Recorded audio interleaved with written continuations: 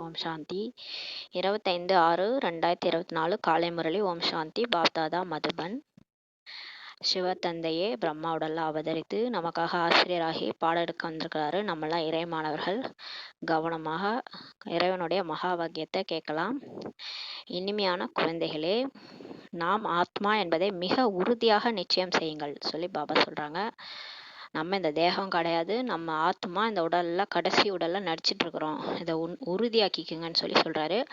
ஆத்மா என்று உணர்ந்து ஒவ்வொரு செயலையும் ஆரம்பித்தீர்கள் என்றால் தந்தை நினைவிற்கு வருவார், பாவமே ஏற்படாது சொல்லி பாபா சொல்றாங்க. நம்மளை ஆத்மான்னு உணர்ந்து நல்லா உணரணும். இந்த உடல் நான் கிடையாது, நெற்றி புருவத்துல நான் ஆத்மா நட்சத்திரம் போல ஜொலிச்சுட்டு இருக்கிறேன், நான் தான் இந்த உடலை இயக்குற சக்தி. ஒவ்வொரு செயலையும் அந்த மாதிரி செய்யும் போது ஆட்டோமேட்டிக்காக பரமாத்மா நினைவுக்கு வருவார், அப்பா நினைவுக்கு வருவார். ஏன்னா ஆத்மாவனுடைய தந்தை அவர் தான் துணைவன், அவர் தான் நம்மளுடைய அப்பா, அவர் தான் கடவுள்.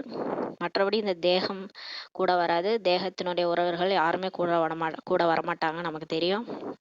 அதனால ஆத்மான்னு உணர்ந்து தந்தையை நினைக்கும் போது பாவமே ஏற்படாது, பாபாவும் நினைவுக்கு வருவார் சொல்லி பாபா சொல்றாங்க. கேள்வி: கர்மத்தை வென்ற நிலையை அடைவதற்காக ஒவ்வொருவரும் எந்த ஒரு முயற்சியை செய்ய வேண்டும்? இப்போ நம்ம பிரச்சனை காரணமே அந்த கர்மம் தான். நம்ம என்ன கர்மா பண்ணி வச்சோமோ அந்த கர்மா தான் நம்ம தலை மேல சுமையா நிக்குது. பாவம் செஞ்சிருந்தா பாவத்தை அனுபவிச்சுட்டு இருப்போம், புண்ணிய கர்மா செஞ்சிருந்தோம்னா புண்ணிய செயலுக்கான பலனையும் நம்ம அனுபவிச்சுட்டு இருக்கோம். அப்ப இந்த கர்மத்தை வென்ற நிலையை நம்ம அடையணும்னா ஒவ்வொருவரும் எந்த முயற்சி செய்யணும்னு சொல்லி பாபா கேட்குறாரு. கர்மாதீத நிலைக்கு அருகாமையில் வந்துள்ளோம் என்பதற்கான அடையாளம் என்ன? நம்ம கர்மத்தை எல்லாம் வென்று நம்மளுடைய கர்ம கணக்குகள்லாம் முடிஞ்சு ரொம்ப அருகாமையில் நம்ம பாபாவுக்கு சமமான நிலையில வந்துட்டோன்றதுக்கான அடையாளம் என்ன அப்படின்னா பாபா சொல்றாங்க. பதில்: கர்மத்தை வென்ற நிலையை அடைவதற்கு நினைவின் பலத்தினால் தங்களது கர்மேந்திரியங்களை வசப்படுத்தும் முயற்சி செய்யுங்கள். அப்போ நம்ம கர்மாதீத நிலையை அடைஞ்சிட்டோம்னா அதுக்கு அடையாளம் எப்படி இருக்கும்னா, நம்ம கர்மேந்திரியங்கள் நமக்கு வசப்பட்டு இருக்கணும் அப்படின்னு சொல்றாரு. அதுக்காக பாபா நினைச்சு இந்த கர்ம எந்திரியங்கள்னா நம்ம கர்மா செய்யறதுக்கு என்னென்ன இந்திரியங்கள் யூஸ் பண்றோம், என்ன இன்ஸ்ட்ருமெண்ட்? கண்ணு யூஸ் பண்றோம், பார்க்கறதுக்கு கண்ணு, கேட்கறதுக்கு காது, பேசுறதுக்கு வாய், கையில வேலை செய்யறதுக்கு கை, நடந்து போறதுக்கு காலு, இதெல்லாம் கர்மேந்திரியங்கள். இந்த கர்மேந்திரங்களை யூஸ் பண்ணி தான் நம்ம காரியங்களே செய்யறோம். இந்த கர்மேந்திரியங்களை பாபா நினைவு பலத்தினால உங்க வசப்படுத்தும் முயற்சி செய்யுங்க. ஏன்னா அது இஷ்டத்துக்கு அது மாட்டு போயிட்டு இருக்குது இல்லையா? அது மாதிரி சூட்சும எந்திரங்கள் மனசு, புத்தி, சம்ஸ்காரம் இருக்கு. மனசும் அது மாதிரி அது இஷ்டத்துக்கு போயிட்டு இருக்குது. அப்ப ஆத்மான்ற உணர்வுல பாபா நினைவுல காரியங்கள் செய்யும்போது இந்த கர்மேந்திரியங்கள் வசப்படும்.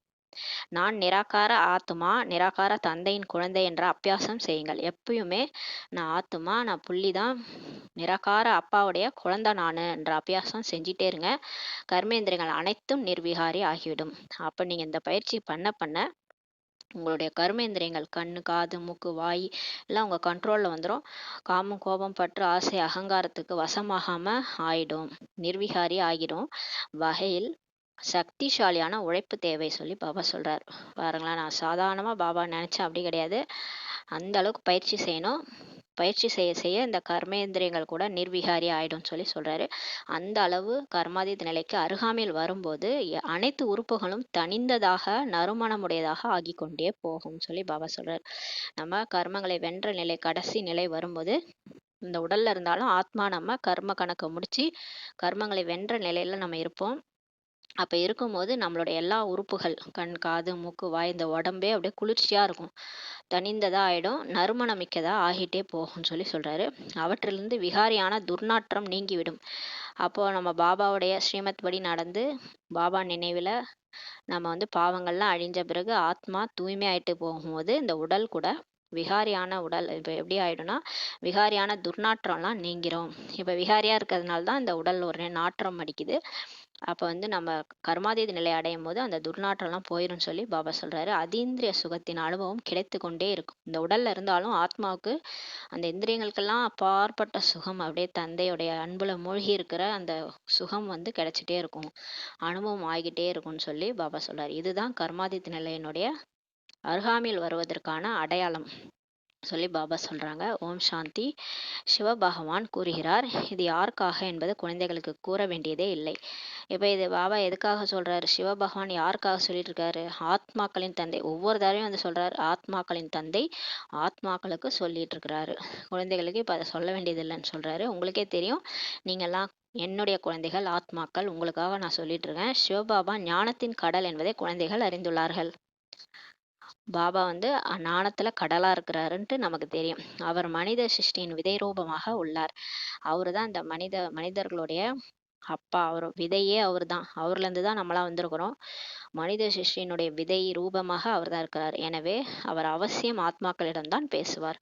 அப்ப அவர் கண்டிப்பா யார்கிட்ட பேசுவாரு? பரமாத்மா யார்கிட்ட பேசுவாரு? ஆத்மாக்கள்கிட்ட தான் பேசுறாரு. சிவபாபா வந்து கற்பிக்கிறார் என்பதை குழந்தைகள் அறிந்துள்ளார்கள். இப்ப குழந்தைகள் புரிஞ்சிருக்கிறாங்க.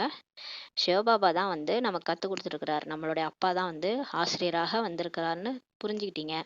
பாபா என்ற வார்த்தை மூலமாக பரமாத்மாவை தான் பாபா என்று கூறுகிறோம் என்று அறிகிறார்கள். பாபா என்ற வார்த்தை மூலமா நம்ம யாரை சொல்றோம்? பரமாத்மாவை தான் சொல்றோன்றத தெரிஞ்சிருக்கிறாங்க குழந்தைகள்னு சொல்லி பாபா சொல்றாரு. அனைத்து மனிதர்களும் அந்த பரம ஆத்மாவை தான் தந்தை என்று கூறுகிறார்கள். எல்லாருமே உலகத்துல இருக்கிறவங்க கடவுள்னு சொல்றாங்க இல்லையா? கடவுளை அப்பான்னு சொல்றாங்க. பரமாத்மாவை தான் தந்தைன்னு சொல்றாங்க. நம்ம பக்தி மார்க்கத்திலே நம்ம வந்து சிவனை வந்து அம்மையும் நீயே அப்பனும் நீயேன்னு தான் வழிபடுறோம் இல்லையா? அது மாதிரி தான் அல்லாஹ், காட்ஃபாதர் எல்லாம் ஃபாதர் தான் சொல்றாங்க. மற்ற தர்மங்க கூட கடவுளை என்னன்னு சொல்றாங்க? அப்பான்னு தான் சொல்றாங்க. பரமாத்மாவை அப்பான்னு தான் சொல்றாங்க.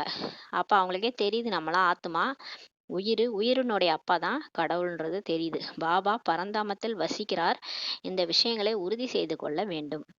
கடவுள் வந்து பரந்தாமத்துல தான் இருக்கிறாரு. இந்த விஷயத்தை உறுதி செஞ்சுக்கணும். தன்னை ஆத்மா என்று உணர வேண்டும் மற்றும் இதை உறுதியாக நிச்சயம் செய்து கொள்ள வேண்டும்.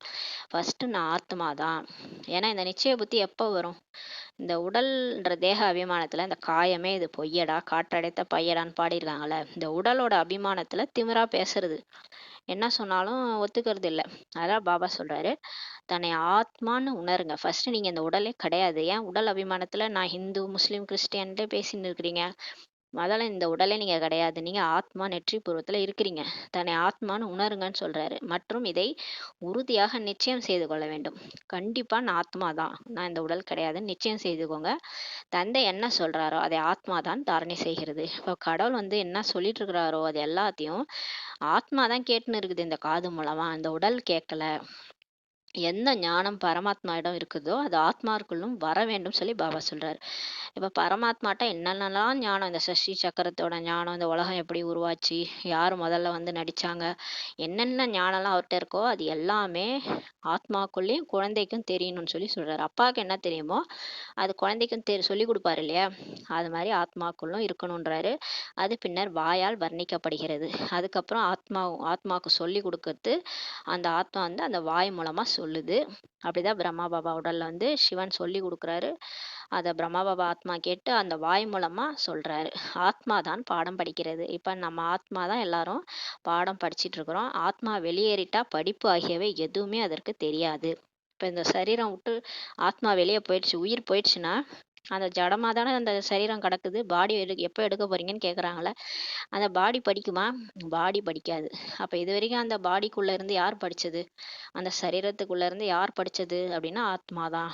ஆத்மா உயிர் போயிடுச்சுன்னா அந்த சரீரத்துக்கு வேல்யூவே கிடையாது. அப்ப ஆத்மா வெளியேறிவிட்டால் படிப்பு ஆகியவை எதுவுமே அதற்கு தெரியாது. படிக்க முடியாது. ஆத்மாவுக்கு உடல் வேணும். உடல் இருந்தாதான் காது மூலமா அது கேட்டு படிக்கும். ஆத்மா சம்ஸ்காரத்தை எடுத்து சென்றது சொல்லி பாபா சொல்றாரு. ஆத்மா வந்து ஒரு சரீரத்துல இருந்து இன்னொரு சரீரத்துக்கு போகும்போது சம்ஸ்காரத்தை எடுத்துக்கிட்டு போகுது. இப்ப நல்லா பாட்டு பாடுறாங்கன்னா அடுத்த பிறவில அவங்க போய் பிறக்கிற இடத்துல சின்ன குழந்தையில இருந்தே பாட ஆரம்பிச்சிருவாங்க. அதனாலதான் நம்ம பார்ப்போம், சின்ன சின்ன குழந்தைங்கலாம் அழகா சங்கீதம் படிக்குதுங்க, நல்லா பாடுதுங்கன்னா என்ன அர்த்தம்? போன ஜென்மத்துல பாடகரா இருந்து சரீரம் விட்டுருப்பாங்க. சின்ன குழந்தையில இருந்தே பாடுறாங்க. அப்ப ஆத்மா சம்ஸ்காரத்தை எடுத்துட்டு போகுதுன்னு சொல்லி பாபா சொல்றாரு. அது மற்றொரு சரீரத்தில் அமர்ந்தது. அந்த சம்ஸ்காரத்தை எடுத்துன்னு போய் இன்னொரு சரீரத்துல உட்காருது. எனவே முதலில் தங்களை மிக உறுதியாக ஆத்மா என்று உணர வேண்டும். எதுக்கு பாபா இதெல்லாம் சொல்லின்னு இருக்கிறாரு? நீங்க இந்த உடல் கிடையாது, நீங்க ஆத்மான்றத உறுதியா புரிஞ்சுக்கங்க, உணருங்கன்னு சொல்லி சொல்றாரு. தேக அபிமானத்தை இப்போது விட வேண்டி வரும். பாபா சொல்றாரு பாருங்களேன், தேக அபிமானத்தை விட்டே ஆகணும்ன்றாரு பாபா. ஏன்னா விட்டுதான் எல்லாரும் போய் ஆகணும். வலுக்கட்டாயமா காலம் வந்து பறிச்சிரும். காலம் அதனாலதான் காலன் வந்துட்டான், உயிர் போயிடுச்சுன்னு சொல்றாங்கல்ல. நேரம் வந்துருச்சு போயிட்டாங்க. அப்ப வந்து நம்மளா உடலைன்னா தேக அபிமானத்தை காலம் வந்து உட வச்சிரும். கண்டிப்பா இந்த உடலை விட்டு நம்ம போயிடுவோம். போக வேண்டியது வரும். வலுக்கட்டாயமா போக வேண்டியது வரும். அதனால பாபா இப்பயே விட்டுருங்க. தேக அபிமானத்தை நீங்களே விடுங்கன்னு சொல்லி சொல்றாரு. விட வேண்டியது வரும். ஆத்மா தான் கேட்கிறது, ஆத்மா தான் தாரணை செய்கிறது சொல்லி பாபா சொல்றாரு. இப்ப ஆத்மா தான் கேக்குது, இந்த ஆத்மா தான் தாரணை செய்யுது. அப்பா என்ன சொல்றாரோ அதெல்லாம் ஆத்மா தான் தாரணை செய்யுது. ஆத்மா இதில் இல்லை என்றால் சரீரம் அசையவே முடியாது. ஆத்மா இந்த உடல்ல இல்லைன்னா, சரீரத்தில் இல்லைன்னா இந்த சரீரம் அசையாது. அப்படியே டப்பால ஃப்ரீசர் பாக்ஸ்ல வச்சிருவாங்க. அதுக்கப்புறம் பேசுறாங்களா, பேசவே மாட்றாங்கல்ல, போயிடுது அவ்வளவுதான்.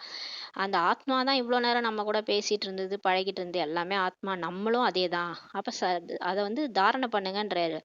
நீங்களும் அதே தான். நீங்க ஏன் போனவங்கள பார்த்துட்டு இருக்கீங்க? நீங்களே ஆத்மா தான். நீங்களே இந்த சரீரம் கிடையாது. நீங்க இல்லைன்னா இந்த சரீரம் அசையாது அப்படின்னு சொல்லி சொல்றாரு. இப்போது குழந்தைகளாகிய நீங்கள் பரமாத்மா. இப்ப நம்ம வந்து பாபா வந்து சொல்றாரு, குழந்தைகளாகிய நீங்கள் பரமாத்மா ஆத்மாக்களாகிய எங்களுக்கு ஞானம் அளித்துக் கொண்டிருக்கிறார் என்பதை உறுதிப்படுத்திக் கொள்ள வேண்டும் சொல்லி பாபா சொல்றாரு. இப்ப நீங்க வந்து உறுதியா இருங்க. அப்பதான் மத்தவங்களுக்கு போய் சொல்லும்போது கரெக்டா புரிய வைப்பீங்க. நீங்க உறுதிப்படுத்திக்கணும். என்னன்னா, ஆத்மாக்களாகிய எங்களுக்கு எங்க அப்பா பரமாத்மா ஞானம் சொல்லிட்டு இருக்கிறாருன்ட்டு உறுதிப்படுத்திக்கங்க. நாம் ஆத்மாக்கள் சரீரம் மூலமாக கேட்கிறோம். அப்போ உண்மையிலே நம்ம ஆத்மா சரீரம் மூலமா கேட்டுட்டு இருக்கிறோம், மற்றும் பரமாத்மா சரீரம் மூலமா நமக்கு கூறிட்டு இருக்கிறாரு. இதையே அடிக்கடி மறந்து விடுகிறீர்கள். பாபா சொல்றாரு, நீங்களே அடிக்கடி மறந்துட்டீங்கன்னா அப்புறம் எப்படி போய் மத்தவங்க சொல்லுவீங்கன்னு சொல்லி கேக்குறாரு. அப்ப உலகத்துல இருக்கிறவங்க எப்படி கேட்பாங்க? அதனால நமக்கு தான் பாபா வந்து சொல்லி புரிய வைக்கிறாரு. அடிக்கடி மறந்துடுறீங்களே, நீங்க உயிர், நீங்க உடல் கிடையாது. தேகம் நினைவிற்கு வருகிறது. நல்லது அல்ல கெட்ட சம்ஸ்காரம் ஆத்மாவில் தான் உள்ளது என்பதை அறிந்துள்ளீர்கள். இப்ப நமக்கு அடிக்கடி தேகம் நினைவுக்கு வந்துருது. நம்ம ஆத்மான்றதே மறந்துடுறோம். நல்ல சம்ஸ்காரம், கெட்ட சம்ஸ்காரம் எல்லாமே எங்க பதிவாயிருக்கு? ஆத்மால தான். நல்ல சரீரம், கெட்ட சரீரம்லாம் சொல்ல மாட்டாங்க. பாவாத்மா, புண்ணியாத்மான்னு தான் திட்டுவாங்க இல்லையா? இந்த ஆத்மா பாவாத்மா போலகுது. உனக்கு என்ன புத்தி, கெட்ட புத்தியா அப்படின்னு கேட்பாங்க. புத்தி எங்க இருக்கு? ஆத்மால தான் இருக்குது. அப்ப ஆத்மாவை தான் நல்ல கெட்டன்னு சொல்றோம். அந்த உடலை நம்ம சொல்றது கிடையாது. ஆனா உடலை இன்ஸ்ட்ருமெண்ட் மாதிரி யூஸ் பண்ணி நம்ம அதன் மூலமா காரியம் பண்ணிட்டு இருக்கிறோம். தவறு செய்யறது, கெட்டது நல்லது செய்யறது எல்லாமே சரீரம் மூலமா நம்ம செய்யறோம். சரீரம் மூலமா தான் அனுபவிக்கிறோம்னு சொல்லி சொல்றாரு. சாராயம் குடிப்பது, சீச்சி விஷயங்களை பேசுவது, இதுவும் ஆத்மா செய்கிறது உறுப்புகள் மூலமாக. அப்ப கெட்ட செயல் செய்யறது யாருன்னா ஆத்மா செய்யுது. அந்த உடல் மூலமா செய்யுது. உடல் மூலமா தான் சாராயம் குடிக்குது. உடல் மூலமா சீச்சி விஷயங்களை பேசுது. ஆத்மா தான் இந்த உறுப்புகள் மூலமாக இவ்வளவு பாகத்தை ஏற்று நடிக்கிறது சொல்லி பாபா சொல்றாரு. முதலில் அவசியமாக ஆத்மாபிமானி ஆக வேண்டும். பாபா சொல்றாரு, இப்போ கண்டிப்பா நீங்க எல்லாருமே நான் இந்த உடல் இல்ல, ஆத்மா, ஆத்மாபிமானி ஆகுங்க. உங்களுக்கு ஆத்மா அப்படியே உணர்வுல இருக்கிறது தான் உங்களுக்கு பிடிக்கணும். அபிமானியா ஆகுங்க. நீங்க தேக அபிமானியா இருக்கக்கூடாது. ஏன்னா இந்த தேகம் ஒரு நாள் போயிடும். ஆனா நம்ம ஆத்மா, நம்ம உடல் கிடையாது, உயிர் நம்ம. ஆத்மா ஒரு நாள் இந்த உடலை விட்டு நம்ம அப்பா கூட போயிடுவோம். இந்த உடலை சார்ந்து நீங்க இருக்காதீங்கன்னு சொல்லி இப்போ சொல்ல வர்றாரு பாபா. தந்தை ஆத்மாக்களுக்கு தான் கற்பிக்கிறார். இப்ப கடவுளே வந்துட்டார். நம்ம ஆத்மாக்களுக்கு தான் பாடம் எடுக்கிறார். ஆத்மா தான் பிறகு இந்த ஞானத்தை தன் கூடவே எடுத்து செல்லும். இப்ப பாபா என்னெல்லாம் சொல்றாரோ அத ஞானம், அந்த ஞான அறிவை வந்து ஆத்மா பாடம் வந்து அப்பாட்ட இருந்து கத்துக்கிட்டு இருக்குது. அந்த கத்துக்கிட்டு இருக்கிற பாடத்தை, அந்த ஞானத்தை கடைசியா இததான் கூடவே எடுத்து போகுது ஆத்மா. எப்படி அங்க பரமாத்மா ஞானத்துடன் இருப்பாரோ அதே போல நீங்களும் ஆத்மாக்கள் பின் இந்த ஞானத்தை கூடவே எடுத்து செல்வீர்கள். இப்ப அப்பா கூட போனோம்னா அவர் எப்படி இருக்கிறாரோ அவர் மாதிரியே நம்மளும் போகணும். அப்பதான் அவர் நம்மளை கூட்டு போவாரு. அதனால பரந்தாமத்துக்கு போனோடனே அவர் எப்படி இருக்கிறாரோ அது மாதிரி உங்களையும் ஆக்கி கூட்டிட்டு போறாரு.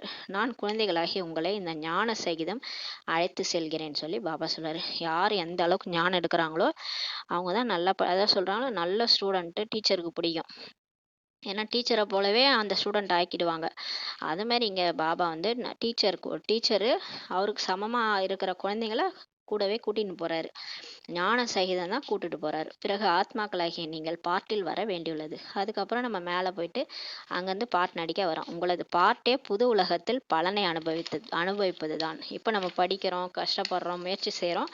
இதுக்கான பலனை நம்ம போயிட்டு சத்தியுகத்துல அனுபவிப்போம். சொர்க்கத்துல அதோட பிராப்திய புது உலகத்துல அனுபவிப்பீங்கன்னு சொல்லி சொல்றாரு. ஞானம் பின்னர் மறந்து விடுகிறது. இந்த உடலை விட்ட உடனே நம்ம இங்கே நடித்தோம், போனோம், கடவுள்கிட்ட படித்தோம், அமிர்த விளையாண்டோம், எல்லாமே மறந்து போயிடும். அடுத்த உடல் எடுத்தோடனே ஆத்மா வந்து மறந்துடும். இவை எல்லாமே நல்ல முறையில் தாரணை செய்ய வேண்டும். இது எல்லாமே நல்லா புரிஞ்சுக்கணும்னு சொல்லி பாபா சொல்கிறாரு. முதல் நான் ஆத்மா என்பதை மிக மிக நன்றாக உறுதிப்படுத்தி கொள்ள வேண்டும். இது பாபா அடிக்கடி சொல்கிறார். நான் நான் ஆத்மான்றதை அடிக்கடி அபியாசம் பண்ணுங்க. அநேகர் இதை மறந்து விடுகின்றனர். அடிக்கடி இதை மறந்துடுறாங்க. பிகேஸே தனக்கு தானே அதிக முயற்சி செய்ய வேண்டும். இப்போ யாரும் உங்களை முயற்சி செய்ய வைக்கலாம் மாட்டாங்க, உங்களுக்கு பயிற்சிலாம் கொடுக்க மாட்டாங்க. நீங்களே தான் செஞ்சுக்கணும். தனக்கு தானே அதிக முயற்சி செய்யணும். உலகிற்கு எஜமானர் ஆக வேண்டும் என்றால் உழைப்பு முயற்சி இன்றி ஆக முடியுமா என்ன சொல்லி பாபா கேட்குறாரு. உலகத்துக்கே எஜமானர் ஆகணும்னா முயற்சியின்றி நம்ம ஏதாவது ஆக முடியுமா என்ன? உழைப்பு செஞ்சாதான் ஏதாவது பலன் கிடைக்கும்ல. உழைப்பே இல்லாமல் எதுவுமே நம்மளால ஆக முடியாது. அடிக்கடி இந்த பாயிண்ட்டையே மறந்து விடுகிறார்கள். ஏனெனில் இது புது ஞானமாகும் சொல்லி பாபா சொல்றாரு. தங்களை ஆத்மா என்று மறந்து தேக அபிமானத்தில் வந்து விடும்போது ஏதாவது பாவங்கள் ஏற்படுகின்றன சொல்லி பாபா சொல்றாரு. நம்ம எதனால பாபா ஆத்மான்னு பயிற்சி பண்ணுங்கன்னு சொல்றாருன்னா, நம்ம அடிக்கடி தேக அபிமானத்துல வந்து என்ன பண்ணிடுறோம், ஏதாவது பாவம் பண்ணிடுறோம். சாதாரணமா நம்ம காரியங்கள் செய்யும்போது கோவம் வந்து திட்டுறது எல்லாம் தேக அபிமானத்துல தான். அது பாவமாயிடுது. ஆத்மா அபிமானி நிலை ஆவதால் ஒருபோதுமே பாவங்கள் ஏற்படாது. நம்ம ஆத்மா உணர்வுல இருக்கும்போது நமக்கு பாபா ஞாபகம் வருவார். பாபா ஞாபகம் வரும்போது நம்ம எந்த பாவமுமே செய்ய மாட்டோம். அதனால ஆத்ம உணர்வுல எந்த பாவமே ஏற்படாது சொல்லி பாபா சொல்றாரு. பாவங்கள் அழிந்து போய்விடும். நீங்க எப்ப ஆத்மான்ற ஸ்டேஜ்ல அப்படியே அமைதியா இருக்கிறீங்களோ, அப்ப நீங்க உங்களை மூலமா எந்த தவறுமே நடக்காது. நீங்க அந்த 5 விகாரங்களுக்கு வசப்பட்டு எந்த காரியமும் செய்ய மாட்டீங்க. ஏன்னா உங்க புத்தி சொல்லினே இருக்கும், இது தப்பு, இது தப்பு, இது பாபா ஸ்ரீமத் கிடையாது, இது செய்யாதன்ட்டு ஆத்ம உணர்வுல இருக்கும்போது சொல்லும். ஆத்மா ராஜாவா இருக்கும்போது புத்தி கரெக்டா சொல்லும். புத்தி கரெக்டா சொல்லும் போது நம்ம பாவமே செய்ய மாட்டோம். அப்ப ஆத்ம உணர்வுல இருக்கும்போது பாவமே அழிஞ்சு போயிடும்னு சொல்லி பாபா சொல்றாரு. பின் அரை கல்பம் எந்த பாவமே ஆகாது. நீங்க ஆத்ம உணர்வுக்கு வந்துட்டீங்கன்னா பாவம் செய்ய மாட்டீங்க.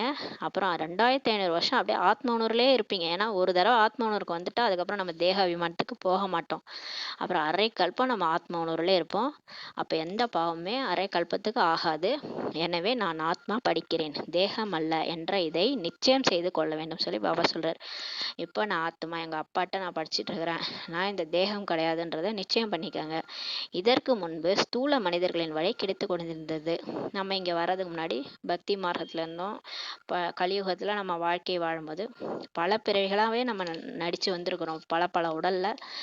அப்ப ஸ்தூலமா மனிதர்கள் என்ன வழி சொன்னாங்களோ அதெல்லாம் நம்ம கேட்டுட்டு இருந்தோம்.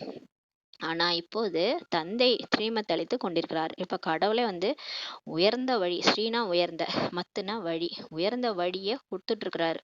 நம்ம மண்மத்து பரமத்து. மண்மத்துனா மன வழி, மண்ணா மத்துனா வழி. மனமத்து படி நம்ம நடந்துட்டு இருந்தோம். மற்றும் பரனா பிற பிற மற்றவங்களுடைய வழி மற்றவங்களோட வழி. அவங்க சொன்னாங்க, இவங்க சொன்னாங்க, அந்த பேச்சு கேட்டுன்னு இந்த பேச்சு கேட்டுன்னு வாழ்ந்துட்டு இருந்தோம். அது மாதிரி மனம் போன போக்குல கால் போயிட்டு இருந்துச்சு இல்லையா. என்னாச்சு, நம்ம அவ்வளோதான், நம்ம இஷ்டத்துக்கு வாழ்ந்ததுனால தான் வாயை கட்டாமல் வயிற்ற கட்டாமல் எல்லா நோய்க்கும் ஆளாகி இப்போ உக்காந்துருக்குறோம். அது மாதிரி பாபா இப்போ வந்து நமக்கு சொல்லி கொடுக்குறாரு, ஸ்ரீமத் படி நடங்க குழந்தைகளே, நான் சொல்கிற பேச்சு கேட்டிங்கன்னா நீங்கள் தேவதை ஆயிடலான்னு சொல்கிறாரு. அப்போ இப்போ நமக்கு கடவுள் வழி சொல்லியிருக்காரு. இது புது உலகிற்கான முற்றிலும் புதிய நாலேஜ் ஆகும். இது யாருமே எங்கேயுமே சொல்லி கொடுத்தது கிடையாது இல்லையா. நம்ம நிறைய சத்சங்கம் போயிடுவோம். இது புது உலகம், சொர்க்கம் போகிறதுக்கான புது நாலேஜ் சொல்லி சொல்கிறார். நீங்கள் எல்லோருமே புதியவர்களாக ஆகிவிடுவீர்கள். இப்போ ஞானம் கேட்குறவங்க எல்லாமே புதுசாகிடுவீங்கன்றாரு. இதில் குழம்புவதற்கான விஷயம் எதுவுமே இல்லை. இதில் ரொம்ப குழப்பிக்கிறதுக்கான விஷயமே இல்லை. என்ன இது இப்படி இருக்கு அப்படி இருக்குன்னு. அநேக முறை நீங்கள் வந்து இதே மாதிரி தான் பழையதுலேருந்து புதியதாக, புதியதுலேருந்து பழசாக ஆகி கொண்டே வந்துள்ளீர்கள். எனவே நல்ல முறையில் முயற்சி செய்ய வேண்டும் சொல்லி பாபா சொல்கிறார். நம்ம ஒரு கல்பம் 2 கல்பம் இல்லை, அநேக கல்பம் நம்ம இதே மாதிரியே நடிச்சு வந்துருக்குறோம். இதே தான் பாபாட்ட வந்து பாடம் கற்றுட்டு திரும்ப நம்ம இதே மாதிரியே சொர்க்கத்துக்கு போயிருக்கோம். இதே மாதிரி தான் திரும்ப நம்ம வந்துருவோம், வந்து பாபாட்ட பாடம் படிப்போம். இது மாதிரி நிறைய தடவை நடிச்சிருக்கீங்கன்றாரு. அதனால இதில் குழம்பிக்க வேண்டிய விஷயமே இல்லை. நீங்கள் நல்ல முறையில் முயற்சி செய்யுங்கன்றார். நாம் ஆத்மா கர்மேந்திரியங்கள் மூலமாக இந்த காரியம் செய்கிறோம். அலுவலகம் ஆகியவற்றிலும் கூட தங்களை ஆத்மா என்று உணர்ந்து கர்மேந்திரியங்கள் மூலம் காரியம் செய்து கொண்டே இருந்தீர்கள் என்றால் கற்பிக்கும் தந்தை அவசியம் நினைவுக்கு வருவார். பாபா எதுக்கு சொல்கிறாருன்னா, ஆத்மான்னு புரிஞ்சுக்கிட்டு நம்ம காரியம் செய்யும் போது ஆட்டோமேட்டிக்காக பாபா நினைவு வந்துருன்றாரு. ஏன்னா பாபா நினைக்க கஷ்டமாக இருக்குன்றீங்கல்ல, பாபா நான் அடிக்கடி மறந்துடுறேன்னா ஏன், தேக உணர்வுல நம்ம போறதுனால தான் மறக்கிறோம். அதனால பாபா சொல்றாரு, ஆத்மான்ற பயிற்சி பண்ணிட்டே இருங்க. அதான் முதல் பாடமே. அதுதான் கடைசி பாடமும் கூட. அப்ப ஆத்மான்னு உணர்ந்து கர்மேந்திரியங்கள் மூலமா நான் வேலை செய்றேன். இந்த கைய நான் இயக்கிட்டு இருக்கிறேன். அந்த மாரி காரியம் செய்யும்போது உங்களுக்கு பாபா நினைவுக்கு ஆட்டோமேட்டிக்கா வந்துருவாரு. ஆஃபீஸுக்கு போனாலும் அதே மாரியே செய்யுங்க. பாபா கற்பிக்கும் அப்பா வந்து உங்களுக்கு நினைவுக்கு வருவார். அவசியம் வருவார். ஆத்மா தான் தந்தையை நினைவு செய்கிறது. நீங்க ஆத்மா தான் பரமாத்மாவை நினைவு செய்கிறது. இதற்கு முன்பு கூட நான் பகவானை நினைவு செய்கிறேன் என்று கூறிக்கொண்டு இருந்தோம் தான். நம்ம இதுக்கு முன்னாடி பக்தி மார்க்கத்துல கூட இப்ப கூட நம்ம போய் பக்தர்கள்ட்ட சொன்னோம்னா, ஏன் நாங்களும் தான் நினைவு பண்ணிட்டு இருக்கோம், நாங்களும் தான் கோயிலுக்கு போறோம் அப்படின்னுவாங்க. பகவானை நாங்களும் தான் நினைக்கிறோம் அப்படின்னு சொல்லுவாங்க. நம்மளும் அப்படிதான் பக்தி மார்க்கத்துல நம்மளும் தான் பகவானை நினைச்சிட்டு இருந்தோம். லிங்க வடிவுல போயிட்டு நம்ம கும்பிட்டுட்டு இருந்தோம். கடவுளை தான் நான் கும்பிட்டுட்டு இருக்கிறேன்னு சொன்னோம் இல்லையா? ஆனா பாபா சொல்றார், ஆனால் தங்களை சரீரம் என்று நினைத்து நிராகாரமானவரை நினைவு செய்து கொண்டிருந்தோம். ஆனா நான் சரீரம்னு நினைச்சுக்கிட்டு புள்ளியா இருக்கிற கடவுளை நீங்க நினைச்சிட்டு இருந்தீங்க. ஆனா புள்ளின்னு கூட தெரியாம தான் நீங்க லிங்க வடிவுல நினைச்சிட்டு இருந்தீங்க. இல்ல வேற வேற உருவம் கிருஷ்ணரு, ராமரு, விநாயகர்ன்ட்டு கும்பிட்டுட்டு இருந்தீங்க. சரீரத்தை கும்பிட்டுட்டு இருந்தீங்க. நீங்க சரீரம்னு நினைச்சிட்டு கும்பிட்டுட்டு இருந்தீங்க. அதனால என்ன பலன்? பாவம் அழியுமா? எதுவுமே அழியாது. தங்களை நிராகார் என்று நினைத்து நிராகாரமானவரை ஒருபொழுதும் நினைவு செய்து கொண்டிருக்கவில்லை. நீங்க இதுக்கு முன்னாடி நான் புள்ளி ஆத்மா, நான் உயிர், இந்த உடல் இல்ல அப்படின்னு நினைச்சு பரமாத்மாவை நினைச்சீங்களா? பரமாத்மா புள்ளியா நிராகாரா இருக்கிறாரு அப்படின்னு நினைச்சு ஒருபோதும் நாம நினைக்கல. இப்போது நீங்கள் தங்களை நிராகார ஆத்மா என்று உணர்ந்து நிராகார் தந்தையை நினைவு செய்ய வேண்டும். அப்ப நான் இந்த உடல் இல்ல, இந்த உடலே இல்லைன்னு நினைச்சுக்கோங்க. அப்படியே நெற்றி பூர்வத்துல உங்களுடைய கான்சென்ட்ரேஷனை கொண்டு போங்க. நான் ஆத்மா, இந்த உடலே இல்லை, இந்த உடல் அழிஞ்சு போயிடுச்சுன்னு நினச்சிக்கோங்க. மிச்சம் இருக்கிறது என்ன? ஒரே ஒரு புள்ளி ஆத்மா தான் உயிர். அதுதான் உயிர், அதுதான் நான் அப்படின்ற அந்த அசரீரி பயிற்சியை செஞ்சுட்டே இருங்க. நான் ஆத்மா, நெற்றி பூர்வத்துல அந்த மூளைக்கு நடுவுல ஜொலிச்சிட்டு இருக்கிறேன். அதுதான் நான். இந்த உடலே நான் கிடையாது. இந்த உடல்ல ஒட்டாம தான் நான் இருக்கிறேன். இந்த உடலை விட்டு எப்போனாலும் நான் போயிடுவேன். அந்த மாதிரி ஒரு பயிற்சி செய்ய செய்ய அசரீரி பயிற்சி நிரந்தரமா உங்களுக்கு ஆயிடுச்சுன்னா ஆட்டோமேட்டிக்கா பரமாத்மா நினைவு வந்துருவார். அந்த மாதிரி நீங்க நினைக்கும் பொழுதுதான் உங்களுக்கு பாவம் அழியும். நிராகார் தந்தையை நினைவு செய்யணும். இந்த மாதிரி பயிற்சி செய்யணும். இவை ஞான மனனம் செய்வதற்கான விஷயங்கள் ஆகும்னு சொல்லி பாபா சொல்றாரு. இதனால ஒன்றும் ஆக போறதில்லை. நம்ம இப்பவே பாபாட்ட போயிடும் அப்படிலாம் கிடையாது. இது வந்து பயிற்சி தான். இந்த பயிற்சியை நம்ம செய்ய செய்ய நம்மளுடைய பாவம்லாம் அழிஞ்சிரும். ஏன்னா நம்ம கஷ்டப்படுறதுக்கு காரணமே இந்த பாவத்தினாலதான். அதனாலதான் பாபா சொல்றாரு, இதை நீங்க நல்ல ஞான மனனம் செய்வதற்கான விஷயங்கள் சொல்லி சொல்றாரு. ஒரு சிலர் நாங்கள் 2 மணி நேரம் நினைவு செய்கிறோம் என்று எழுதுகிறார்கள். நிறைய பிகேஸ் எழுதுறாங்க, பாபா நாங்க 2 மணி நேரமா உங்களை நினைவு செஞ்சோம். ஒரு சிலர் நாங்கள் எப்போதுமே சிவபாபாவை தான் நினைவு செய்கிறோம் என்று கூறுகிறார்கள். சிலர் சொல்றாங்க, நான் மறக்கிறதே இல்லை, பாபாவை தான் நினைச்சிட்டு இருக்கிறேன். பொழுது போக போக நாள் பொழுதுமே பாபா தான் நினைக்கிறேன். பாபாவை நான் நினைக்காத நாளே இல்லை அப்படின்னு சொல்றாங்க. ஆனால் எப்பொழுதும் யாருமே நினைவு செய்ய முடியாது சொல்லி பாபா சொல்றாரு. பாபா என்ன சொல்றாரு பாருங்க, எப்பொழுதுமேலாம் என்ன யாரும் நினைச்சிட்டு இருக்க முடியாது, பொய் சொல்றாங்கன்றார். அவ்வாறு நினைவு செய்து இருந்தாங்கன்னா முன்கூட்டியே கர்மாதித் நிலையில் இருக்க வேண்டும். அந்த மாதிரி என்ன யாரும் நினைச்சிட்டு இருந்தாங்களா இந்நேரம் அவங்க கர்ம கணக்கெல்லாம் முடிச்சு உடல்ல இருந்தாலும் ஆத்ம உணர்வுல அப்படியே உடல் ஒட்டாத நிலையில எல்லாரு கூடயும் பழகுவாங்க. ஆனா ஒட்டாத நிலையில வாழ்ந்துட்டு இருக்கணும் இந்நேரம். அது மாதிரி இருக்கிறாங்களா? அது மாதிரி ஆயிட்டாங்களா? கர்மாதீத் ஸ்டேஜ்ல ஆயிட்டாங்களா? உடலை விட்டே வெளில வந்துட்டாங்களான்னு கேக்குறாரு.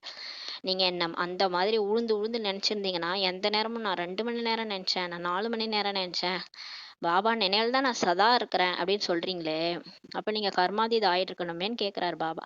கர்மாதீத் நிலையும் மிகவும் கடின உழைப்பினால் ஆகிறது சொல்லி பாபா சொல்றாரு. பாருங்களேன், கர்மாதீத் ஆகுறதுன்னா அவ்வளோ ஈஸி கிடையாது. கடின உழைப்பு இருக்கணும். கடின உழைப்பு ஃபர்ஸ்ட் ஆத்மா பயிற்சி செய்யணும். நான் ஆத்மான்ற உணர்வு இருக்கணும். அப்புறம் பாபாவை நினைக்கணும். இதுதான் பாவங்கள் அழியறதுக்கான ஒரே வழி. கர்ம கணக்கு முடியறதுக்கான ஒரே வழி. இதில் எல்லா விகாரி கர்மேந்திரங்களும் வசப்பட்டு விடுகிறது. அந்த கடின உழைப்புல எல்லா கர்மேந்திரங்களும் வசப்பட்டுரும். உங்க கண்ணு நீங்க சொல்றதை கேட்கும். உங்க காது நீங்க சொல்றதை கேட்கும். நீங்க பாபா முரளில என்ன சொல்றாரோ அதுபடி தாரணை ஆயிட்டே இருக்கும்.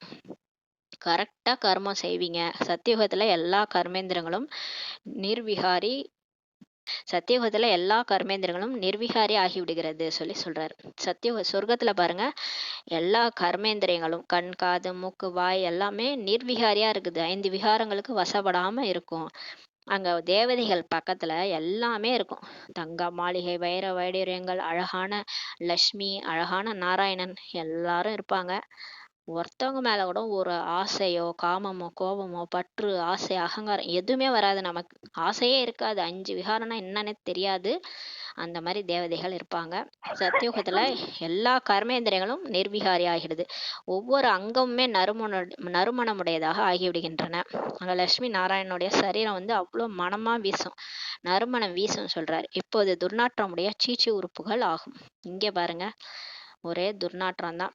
இந்த உறுப்புகள்கள் எல்லாத்துலேருந்தும் துர்நாற்றம் தான் வருதுன்றாரு. சத்தியுகத்தினுடையதோ மிகவும் பிரியமான மகிமை ஆகும் சொல்லி பாபா சொல்றாரு. சத்தியுகத்துல இருக்கிற சரீரம் வந்து பிரியமான மகிமையுடையதா இருக்கும். அது ஹெவன், புது உலகம், வைகுண்டம் என்று கூறப்படுகிறது. அங்கு இருக்கும் தோற்றம், கிரீடம் ஆகியவை போல இங்கு யாருக்குமே அமைக்க முடியாது. சத்தியுகத்துல இருக்கிற லட்சுமி நாராயணனுடைய தோற்றம், அவங்களுடைய கிரீடம் மாதிரிலாம் யாருக்குமே இங்க இருக்காது. நீங்க தியானத்தில் பார்த்து விட்டு வருகிறீர்கள் தான். நம்ம கூட தியானம் பண்ணும்போது காட்சிகள்லாம், சத்தியுகத்தோட காட்சிகள் ஆரம்பத்துல கிடைச்சிது. ஆரம்பத்துல கிடைக்கும் போது அந்த மாதிரி ஒரு சரீரம் இங்க யாருமே இருக்க முடியாது. அந்த மாதிரி அழகா இருப்பாங்க. ஆனால் இங்க அதே போல அமைக்க முடியாது. இங்க கலியுகத்துல அந்த மாதிரி நம்ம படம் வரைஞ்சா கூட அந்த மாதிரி வராதுன்னு சொல்லி பாபா சொல்றாரு. அங்க இயற்கையான அழகு இருக்கும். அங்க வந்து அவ்வளோ நேச்சுரல் பியூட்டி. இங்கெல்லாம் பியூட்டி பார்லர் போனாதான் பியூட்டியே வரும். அங்க நேச்சுரலா அழகு இருக்கும்னு சொல்லி பாபா சொல்றார். எனவே இப்போது குழந்தைகளாகிய நீங்கள் நினைவினால் தான் தூய்மையாக வேண்டும். இப்ப நீங்க வந்து பாபா நினைக்கதான் அந்த மாதிரி அழகாவீங்க, அந்த மாதிரி தூய்மையாக முடியும்னு சொல்லி சொல்றார். நினைவு யாத்திரை அதிகமாக செய்ய வேண்டும். பாபா சொல்றார், ரொம்ப ஈஸி கிடையாது. ஒரு நாள்ல 24 மணி நேரம்னா 8 மணி நேரம் தூங்குறீங்க, 8 மணி நேரம் உழைப்பு செய்றீங்க, மீதி 8 மணி நேரம் சும்மா தானே இருக்கிறீங்க. பாபா என்ன சொல்றாரு, கர்ம யோகியா தானே இருக்க சொல்றாரு. உட்காந்தே நினைவு செய்ய சொல்லலையே. நடந்தாலும், சுற்றினாலும், உட்கார்ந்தாலும், படுத்து தூங்கினாலும், வேலை செஞ்சாலும் என்னைய நினைவு செய்யுங்க. கை கால் தான் வேலை செஞ்சுட்டு இருக்கோம். காதலை நினைவு செய்யற மாதிரி பண்ண முடியாதா சொல்லி கேட்கிறார் பாபா. நினைவு யாத்திரையை அதிகமாக செய்யணும். இதில் மிகுந்த உழைப்பு உள்ளதை சொல்லி சொல்றாரு. நினைவு செஞ்சு செஞ்சு கர்மாதீத நிலையை அடைந்து விடுவீர்கள் என்றால் எல்லா கர்மேந்திரங்களும் தனித்ததாக ஆகிவிடும். அப்ப பாபா நினைச்சு நினைச்சு நினைச்சு கர்மங்களை வென்ற நிலையை அடைஞ்சிட்டீங்கன்னா எல்லா கர்மேந்திரங்களும் சீத்தளமா ஆயிடும். அப்படியே குளிர்ச்சியா ஆயிடும். நீங்க சொல்ற பேச்சு தான் கேட்கும். ஆரோக்கியமா இருப்பீங்க. எந்த வேலை செய்யணும்னாலும் அவ்வளோ சுறுசுறுப்பா செய்வீங்க. ஆனா பாபாவை நினைக்கணும். ஒவ்வொரு உறுப்பும் மிகவும் நறுமணமுடையதாக ஆகிவிடும் சொல்லி பாபா சொல்றாரு. ஒவ்வொரு உறுப்பு மேல வாசனை வரும்ன்றாரு. இங்கேயே உங்களுடைய உடல் வந்து ஜொலிக்க ஆரம்பிச்சிரும், நறுமணம் வீசும்னு சொல்றாரு. துர்நாற்றமே இருக்காது. போக போக நம்ம பாபா ஸ்ரீமத் படி நடந்து உணவு குடித்தெல்லாம் அந்த மாதிரி மாத்தும் போதுதான் அந்த துர்நாற்றம்லாம் வராது. நறுமணமுடையதா ஆயிடும் உறுப்புலாம் சொல்லி சொல்றாரு. இப்பொழுது எல்லா கர்மேந்திரங்களுமே துர்நாற்றம் உள்ளது. இப்ப பாருங்க, நம்ம இஷ்டத்துக்கு மனம் போன போகல, மனுஷங்க சொன்ன வழியில சாப்பிட்டு நம்ம உடலே துர்நாற்றம் வீசுது. இந்த சரீரம் எதற்குமே உதவாததாக உள்ளது சொல்லி பாபா சொல்றாரு. இந்த சரீரம் எதுக்கும் பயன்படாது. ஒரு பைசா சல்லி காசுக்கு பயன்படாது. பாடின்றவாங்க, அப்படிதான் உயிர் போயிடுச்சுன்னா தூக்கிட்டு போய் எரிச்சிருவாங்க. எதுக்காக யூஸ் ஆகுதா? மனுஷன் உடல் எதுக்குமே யூஸ் ஆகாது. ஏதோ மிருகத்தோட உடல் கூட அது அதுக்கு யூஸ் ஆகுது இல்லையா? ஆர்னமெண்ட்ஸ் செய்யறாங்க. யானையோட தந்தத்தெல்லாம் எதேதோ செய்யறாங்க. மனுஷனுடைய உடல் எதுக்குமே பயன்படாது. அதான் பாபா சொல்றார், எதற்குமே உதவாதாக உள்ளது. உங்களது ஆத்மா இப்போது தூய்மையாகி கொண்டிருக்கிறது. ஆனா நம்ம உடல் வேஸ்ட் இருந்தாலும் ஆத்மா அவ்வளோ மகிமை வாய்ந்தது. ஏன்னா ஆத்மா வந்து அப்பாவுடைய குழந்தை, பரமாத்மாவுடைய குழந்தை. அப்ப அது வந்து மகிமை வாய்ந்தது. இப்போது ஆத்மா, உங்களுடைய ஆத்மா தூய்மையாயிட்டு இருக்குது. சரீரம் தூய்மையாகவே ஆக முடியாது. சரீரம் தூய்மையாகாது. சரீரம் எப்ப தூய்மையாகும்? சத்தியுகத்துலதான் தூய்மையான சரீரம் நமக்கு கிடைக்கும். இங்க நம்ம ஆத்மா தூய்மையானாலும் இந்த சரீரம் பழசுதான் இல்லையா? அது தேஞ்சு போன ஸ்லிப்பர். பாபா சொல்லியிருக்காருல, செருப்பு. இந்த சரீரத்தை விட்டீங்கன்னா இன்னொரு சரீரம் கிடைக்கும். உங்களுக்கு புது சரீரம் கிடைக்கும் பொழுதுதான் அது தூய்மையாக இருக்கும் சொல்லி பாபா சொல்றாரு. அங்க அங்கத்தில் நறுமணம் இருக்கும். சொர்க்கத்துல பாத்தீங்கன்னா சரீரத்துல நறுமணம் இருக்கும். இந்த மகிமை தேவதைகளுடையது ஆகும். தேவதைகளுடைய சரீரம் தான் வாசனை வீசும்.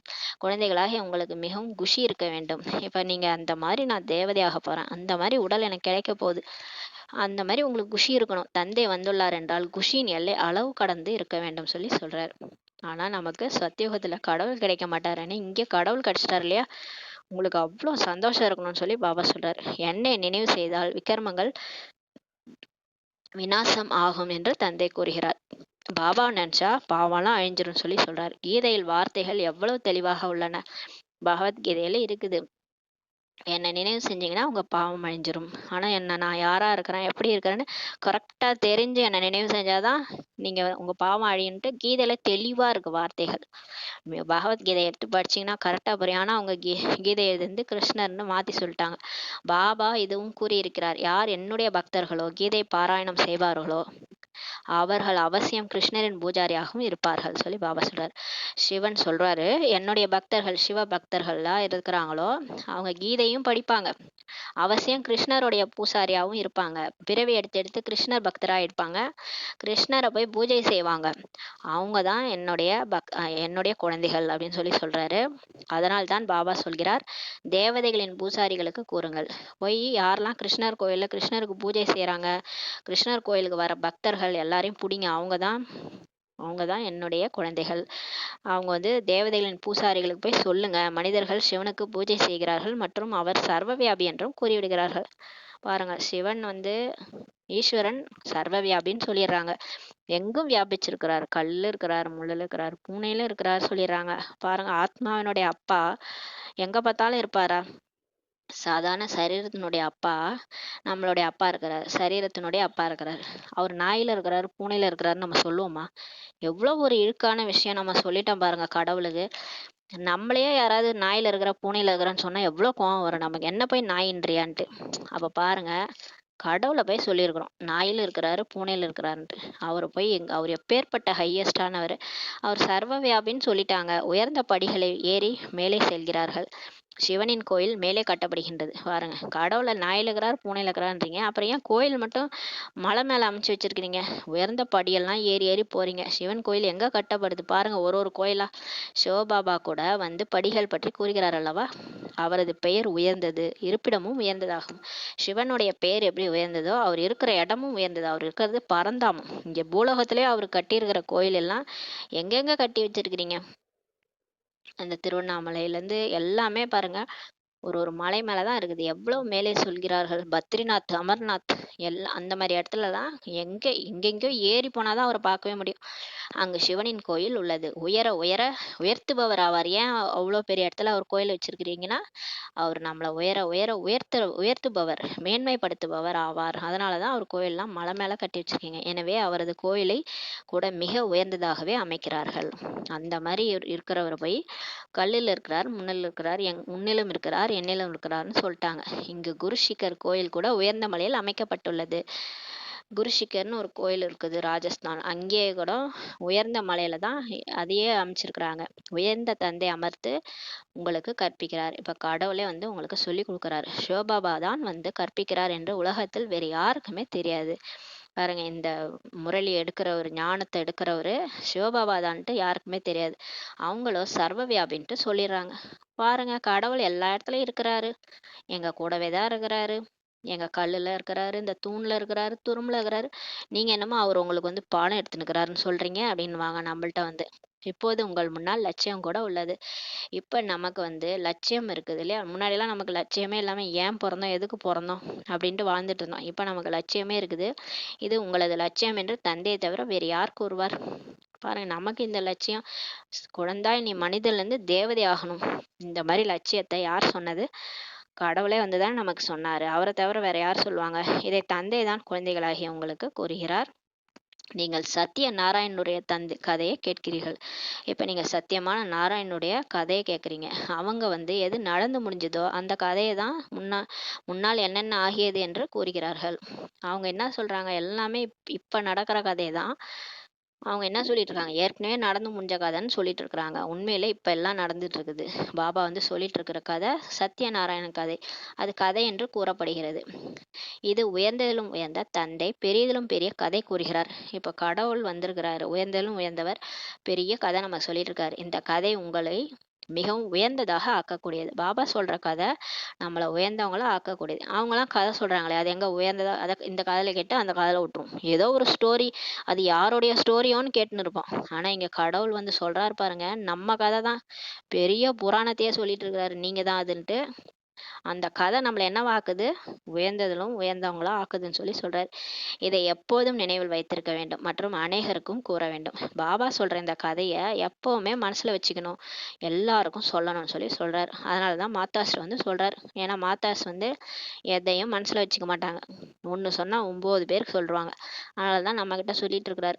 கதையை கூறுவதற்காகத்தான் நீங்கள் கண்காட்சி அல்லது மியூசியம் அமைக்கிறீர்கள்.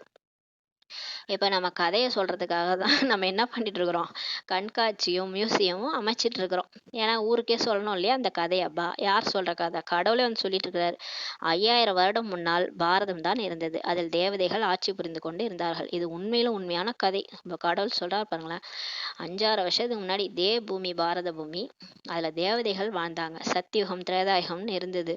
அதனால தான் சிவனோட கோயில்ல போனா சத்யுக லிங்கம், திரேதாயுக லிங்கம்லாம் இருக்கும் பாருங்களேன். அப்ப உண்மையாலுமே உலகத்துல பாரதம் மட்டும்தான் இருந்தது 5000 வருஷத்துக்கு முன்னாடி. பைபிள்ல தான் சொல்லியிருக்காங்க. கிறிஸ்து வரதுக்கு 3000 வருஷத்துக்கு முன்னாடி இதே பூலோகத்துல பாரதத்துல சொர்க்கம் இருந்ததுன்னு சொல்லி எழுதியிருக்கிறாங்க. இது உண்மையில உண்மையான கதையை சொல்லி பாபா சொல்றாரு. இதை வேற யாருமே சொல்ல முடியாது. இது உண்மையான கதையாகும் சொல்லி பாபா சொல்றாரு. இதை சைத்தன்ய விருட்சபதியான தந்தை அமர்ந்து நமக்கு புரிய வைக்கிறார். இதன் மூலம் நீங்கள் தேவதை ஆகிறீங்க. இதில் தூய்மை என்பது முக்கியமாகும். ஆனா தேவதை ஆகணும்னா ஃபர்ஸ்ட் தூய்மை ஆகணும். தூய்மை ஆகலைன்னா தாரணையே ஆகாது. தூய்மை ஆனாதான் பாபா சொல் பேச்சு கேட்டாதான் முரளி படிக்கிற பாயிண்ட் ஒன்னொன்னு புத்தியில போய் அப்படியே ஆணி பசுமரத்தாணி மாதிரி பதியும். இல்லைன்னா தோசைக்கல்ல போட்ட தண்ணி மாதிரி ஒண்ணுமே இருக்காது, எவாப்ரேட் ஆயிடும். பாபா இன்னைக்கு என்ன சொன்னான்னு கேட்டா ஒண்ணு கூட ஞாபகம் இருக்காது. முரளி 4 பக்கம் படிச்சிருப்போம். இன்னைக்கு என்ன பாபா முக்கியமா தலைப்பு என்ன சொன்னாரு, தாரணை என்ன சொன்னாருன்னு கேட்டா யாருக்குமே தெரியாது. ஏன்னா தோசைக்கல் மாதிரி நம்ம முரளி கேட்டுட்டு இருக்கிறோம்னு அர்த்தம். தூய்மை ஆகலைன்னு அர்த்தம். அதான் பாபா சொல்றாரு. தூய்மை தான் முக்கியம். ஸ்ரீமத் படி நடந்து பாபா சொல் பேச்சு கேட்டாதான் பாபா சொல்ற விஷயமே புரியும். இல்லைன்னா புரியாது. அதனால தூய்மை ஆகலைன்னா தாரணையே ஆகாது. சிங்கத்தின் பாலுக்கு தங்க பாத்திரம் வேண்டும் சொல்லி பாபா சொல்றாரு. பாபாவுடைய ஞானம் சிங்கப்பால் மாதிரி. சிங்கப்பாலை சாதாரண பாத்திரத்துல ஊத்துனா ஓட்டை போட்டுக்கிட்டு கீழே வந்துருமா. சிங்கப்பாலை தங்க பாத்திரத்துல ஊத்துனாதான் அதனால தங்குமேவா. அந்த மாதிரி இது யாரு சிங்கன்றது யாரு? ஞானம் கொடுக்கிறவரு பரமாத்மா. அவருடைய பால், ஞான பால் தங்க பாத்திரம். புத்தி தங்க பாத்திரம் மாதிரி இருக்கணும். அங்கதான் தங்கும்னு சொல்லி சொல்றாரு. அவ தூய்மையா இருக்கணும். நம்ம புத்தி தூய்மையா இருக்கணும். அப்போதுதான் தாரணை செய்ய முடியும்னு சொல்லி பாபா சொல்றாரு. அப்பதான் ஒவ்வொரு பாயிண்ட்டும் புத்தியில ஏறும். அடுத்த நாளைக்கு நம்ம பாபா இன்னைக்கு என்ன சொன்னாரு, ஆத்மான்றதை உறுதி செய்ய சொன்னாரு அப்படின்னு நாளைக்கு ஃபுல்லா ஆத்மா பயிற்சி நம்ம செய்யணும். அப்பதான் அவர் சொன்னது புத்தியில நின்னு இருக்குன்னு அர்த்தம். இல்லைன்னா பறந்து இந்த காதுல வாங்கி அந்த காதுல விட்டுருவோம் இல்லையா. இந்த காது கூட ஒரு பாத்திரத்தை போல ஆகும் அல்லவா. இது தங்க பாத்திரம் ஆக வேண்டும் சொல்லி சொல்றாரு. இந்த காது தங்கம் பாத்திரம் மாதிரி ஆகணும். இப்போது கல்லினால் ஆனது ஆகும். தங்கத்தினுடையது ஆகும்போதுதான் தாரணை ஆக முடியும் சொல்லி சொல்றாரு. அப்ப மிக கவனத்துடன் கேட்க வேண்டும் மற்றும் தாரணை செய்ய வேண்டும். அப்ப பாபா முரளி கேட்கும்போது கொட்டாய் விடாம தூங்காம ரொம்ப அட்டென்ஷனோட கேட்கணும் மற்றும் தாரணை செய்யணும். என் பாபா என்ன சொன்னாரு, இன்னைக்கு நான் என்ன செய்யணும், நாளைக்கு பாபா சொன்னதை நான் செய்யணும் அப்படின்ட்டு அட்டென்ஷனோட கேட்கணும். கதையோ சுலபமானதாகும். இது கீதையில் எழுதப்பட்டுள்ளது. இந்த கதையெல்லாம் ஈஸி தான், கீதையிலும் இருக்குது. அவர்கள் கதைகளை கூறி சம்பாத்தியம் செய்கிறார்கள். அந்த பக்தி மார்க்கத்துல கதையை சொல்லி சொல்லி சாஸ்திரங்களை சொல்லி சொல்லி சம்பாத்தியம் செய்யறாங்க. கேட்பவர்கள் மூலமாக அவர்களுக்கு வருமானம் கிடைத்து விடுகிறது. உள்ள வர்றதுக்கே ஒரு 500 ரூபாய் டிக்கெட்னு வச்சிருவாங்க. உள்ளார போனா அவங்க பாராயணம் பண்ணுவாங்க கீதைய.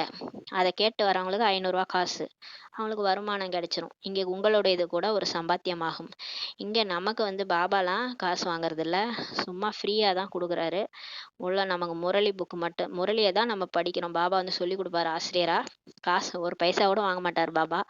ஆனா இங்க நமக்கு தான் சம்பாத்தியம். இந்த ஞானத்தை கேட்க கேட்க ஞானம் புத்தியில ஸ்டோர் ஆக ஆக புத்தி தெளிவாகும், வாழ்க்கை மாறும், செல்வம் பெருகும். பத்மாபதம் கோடி பாக்கியசாலி. எடுக்க போற 21 பிறவிக்கு ஆஸ்தி தான். தங்க மாளிகை தான், வைர வைடிரம் தான், தங்க ஸ்பூன்ல தான் சாப்பாடு. இதெல்லாம் யாருக்கு சம்பாத்தியம்? ஆத்மாவுக்கு தான்.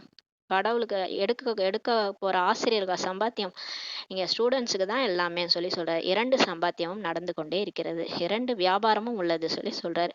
கற்பிக்கவும் செய்கிறார். மண்மனாபவ தூய்மையாகுங்கள் என்று கூறுகிறார்.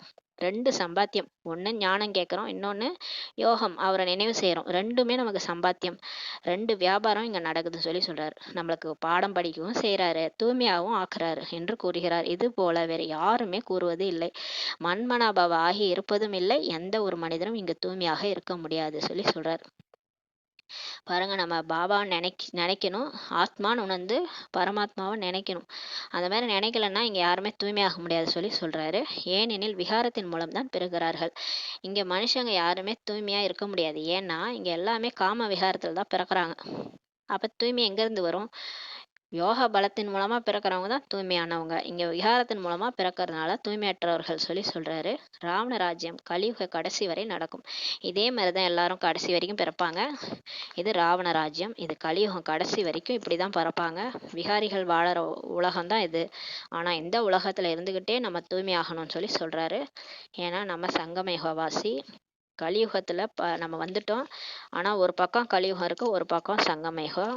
ஒரு பக்கம் நம்ம பாபா நம்மளை தூய்மையாக்கிட்டு இருக்கிறாரு. அவருடைய குழந்தையாயிட்டோம். பழைய பிறவி நமக்கு முடிஞ்சிச்சு. நம்மளை பொறுத்த வரைக்கும் நமக்கு சிவபாபா தான் அப்பா, பிரம்மா பாபா தான் அம்மா. அவரோட வாய் மூலமா நம்ம பிறந்திருக்கிறோம். நம்மளாம் வாய் வழி வம்சாவளிகள். வயிற்று வழி வம்சாவளியா போன பிறவில இருந்தா அது முடிஞ்சு போச்சு. இப்ப நம்ம புது பிறவி. இப்ப நீங்க தூய்மையாகணும். இதே உலகத்துல நீங்க தூய்மையா ஒரு பக்கம் இருக்கணும்னு சொல்றாரு.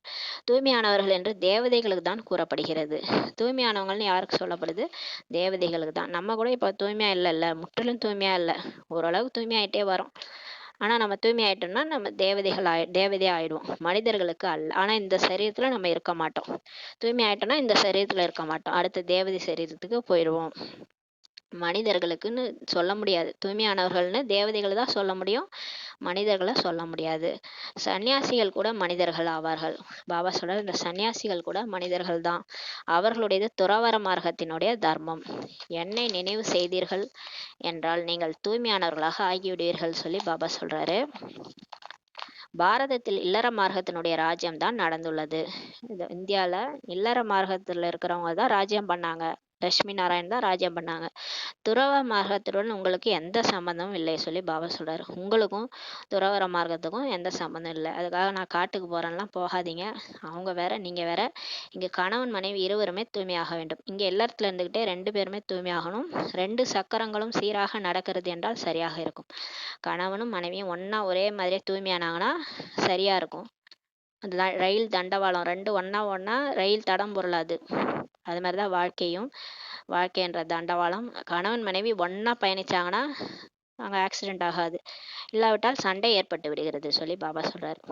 ஒருத்தவங்க தூய்மையா இருக்கிறாங்க, ஒருத்தவங்க ஒத்துக்க மாட்டாங்கன்னா பிரச்சனை ஆகுது. அப்ப அன்னமும் கொக்கும் ஒன்னா வாழும்போது என்ன ஆயிடும்? சண்டை வரும். தூய்மை பற்றி தான் சண்டை நடக்கிறது பாபா சொல்றாரு. வேற எந்த சத்சங்கத்திலும் தூய்மை காரணமாக சண்டை என்று ஒரு பொழுதும் கேள்விப்பட்டிருக்க முடியாது. நம்ம வேற நிறைய சத்சங்கம்லாம் போயிருக்கிறோம். அங்க போனா காமம் மகா சத்ரு அப்படிலாம் யாரும் சொல்ல மாட்டாங்க இல்லையா? அங்க பிரச்சனையே வராதுன்னு பாபா சொல்றாரு. இது ஒரே ஒரு முறை தந்தை வரும்போது சண்டை ஏற்படுகிறது. இங்கே நமக்கு ஒரே ஒரு தடவை தான் சண்டை வருது. கடவுள் வரும்போது சண்டை வருது. தூய்மை ஒன்றும் இழக்கவில்லையே என்று தந்தையும் கேட்கிறார். கடவுள் எல்லாரையும் கேட்கிறார், தூய்மையா இருக்கிறீங்களா? ஏனில் காமம் மகா எதிரியாகும் அல்லவா பாபா சொல்றாரு. முற்றிலும் விழுந்து விடுகிறார்கள். இந்த காம விகாரம் எல்லோரையும் ஒரு காசுக்கும் உதவாததாக ஆக்கி உள்ளது. நம்மளை எல்லாருமே அந்த தூய்மையற்றவங்களா ஆக்கி, ஒரு பைசாவுக்கு பிரயோஜனம் இல்லாதவங்களா ஆக்கி, எல்லாரும் நம்மளை கேவலமா குழந்தைங்க கூட மதிக்காத அளவுக்கு ஆக்கந்து காரணமே இந்த காம விகாரம் தான் பாபா சொல்றாரு. முற்றிலும் விழுந்து விடுகிறார்கள். 63 பிறவிகள் நீங்கள் வைஷ்யாலயத்தில் இருக்கிறீர்கள். நம்ம 63 பிறவியா இப்படிதான் இருந்தோம். ஏன்னா மனம் போன போக்குல பிற வழிப்படி நடந்து இந்த 5 விகாரத்துக்கு உட்பட்டு தான் நம்ம வைஷ்யாலயத்துல இருந்தீங்கன்னு சொல்றாரு. இப்போது தூய்மையாகி சிவாலயம் செல்ல வேண்டும் என்று தந்தை கூறுகிறார். இப்போ நீங்க தூய்மையாகிட்டு சொர்க்கம் போகணும். இந்த ஒரு பிறவி தூய்மையாகுங்கள் பாபா நம்மளை கேட்கிறார். ஒரு பிறவி தானே, இத்தனை பிறவி நான் உங்களை விட்டேன்ல, இந்த ஒரு பிறவி தூய்மையாகுங்கன்றார். சிவபாபாவை நினைவு செய்தீர்கள் என்றால் சிவாலயமான சொர்க்கத்திற்கு செல்வீர்கள். பிறகு காம விகாரம் எவ்வளவு வலிமையாக உள்ளது, எவ்வளவு தொல்லைப்படுத்துகிறது, கவர்ச்சி ஏற்படுகிறது. கவர்ச்சியை நீக்கிவிட வேண்டும். திரும்பி செல்ல வேண்டியிருக்கும் போது அவசியம் தூய்மையாகணும்னு பாபா சொல்றார். இப்ப நம்ம சொர்க்கத்துக்கு போகணும். அதனால இந்த விஷயத்துல இருந்தெல்லாம் வெளியே அவசியம் தூய்மையாகணும்னு சொல்றாரு. டீச்சர் உட்கார்ந்து கொண்டே இருப்பாரா என்ன? படிப்பு சிறிது காலம் நடக்கும் பாபா கூறி விடுகிறார். பாபா சொல்றார் பாருங்களேன், நீங்க தூய்மையாகுற வரைக்கும் என்னாலலாம் உட்காந்துருக்க முடியாது. டீச்சர் உட்காந்துன்னே இருப்பாரா என்ன?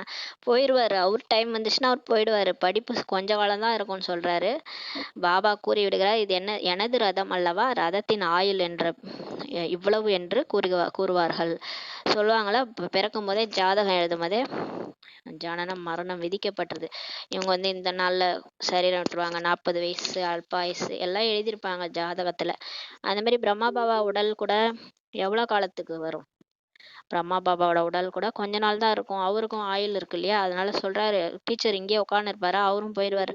இருக்க மாட்டார் இல்லையா? ரதத்தின் ஆயுள் கூட சிறிது காலம் தான் நடக்கும். பாபா கூறிவிடுகிறார், நான் என்றும் அமரர் ஆவேன் என்று தந்தை கூறுகிறார். இப்போ பாபா சொல்றாரு, நான் அழிய மாட்டேன். ஆனா இவரோட உடலுக்கு கேரண்டி கிடையாது. இவர் உடல் எப்போ வேணாலும் போயிடும். நான் அமரர் தான் சொல்லி பாபா சொல்றாரு. அவர் அழிவற்ற ஆத்மா. அவர் பெயரே அமர்நாத் ஆகும் சொல்றாரு. எனது பெயரே அமர்நாத். புனர்ஜென்மம் எடுப்பதில்லை. நான் மறுஜென்மெல்லாம் எடுக்கிறது இல்லை. நான் ஒரு முறை வரேன், இவரோட சரீரத்தை வாடகை எடுத்து உங்களுக்கு ஞானத்தை சொல்லிட்டு போயிடுறேன். நான் மறுபிறப்பெல்லாம் எடுக்கிறது இல்லைன்னு சொல்லி சொல்றாரு. அரை கல்பதற்காக அமரராக ஆக்குகிறார். இவர் இவரை மாதிரி நம்மளையும் அமரரா ஆக்கிட்டு போறாரு.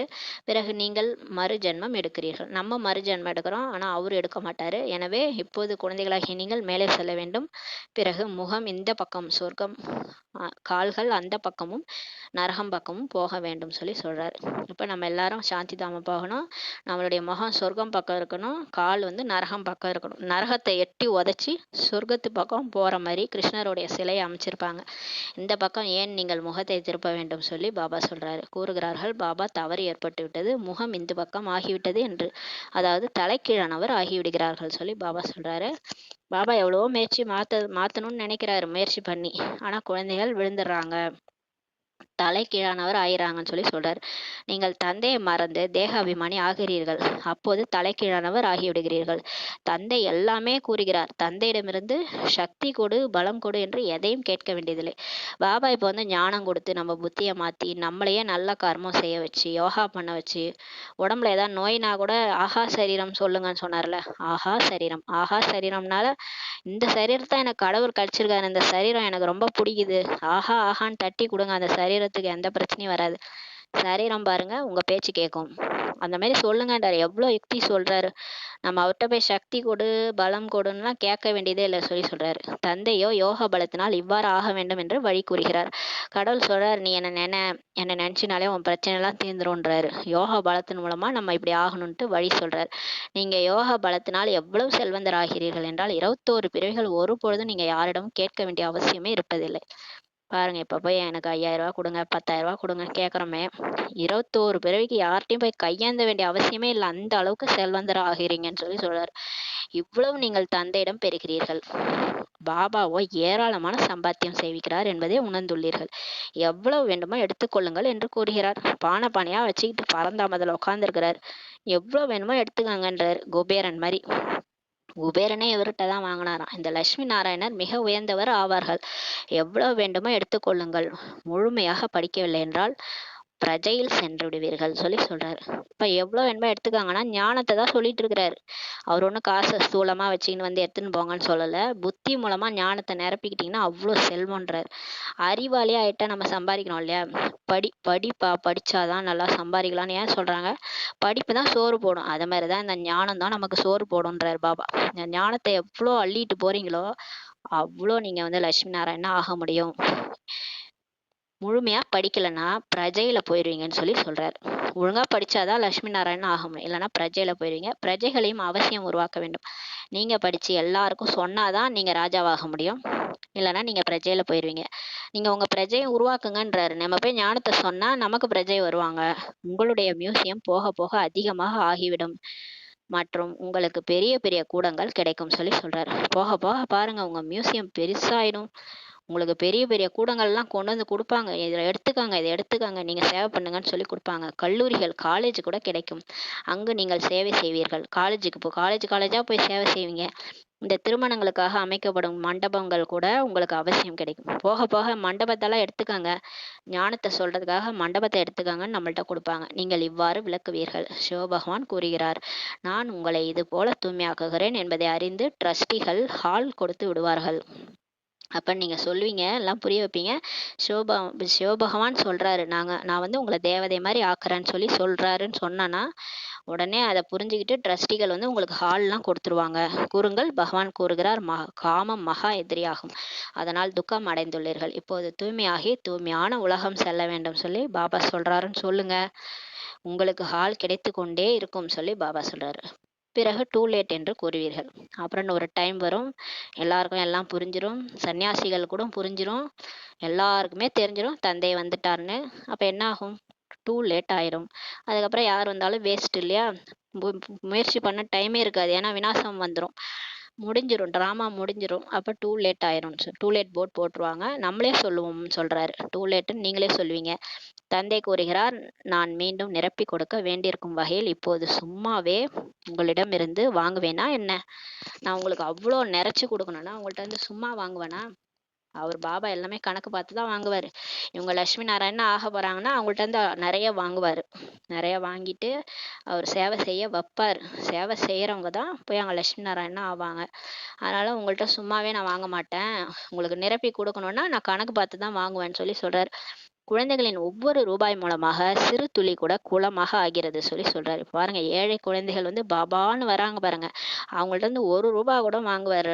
எதுக்காக வாங்குறாரு? அந்த ரூபாய் வந்து சிறு துளி குளமா மாறுதுன்னு சொல்றாரு.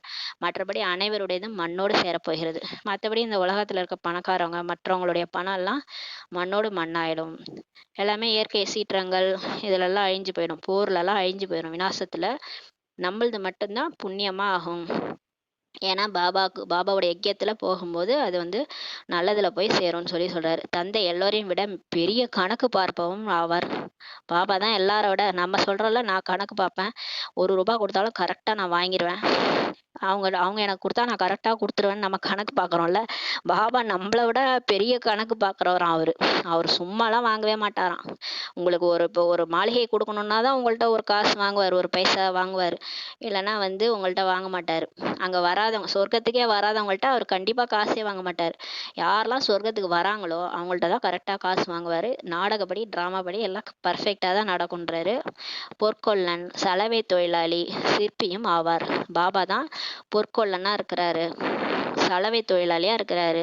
வந்து கீஞ்சி போன துணியெல்லாம் எல்லாம் அந்த வீணா அதாவது அழுக்கான துணியெல்லாம் துவைக்கிறாரு. சிற்பி மாதிரி நம்மளை செதுக்குறாரு, மனுஷன்ல இருந்து தேவதையா ஆக்குறாரு. பொற்கொல்லனாவும் இருக்கிறாரு.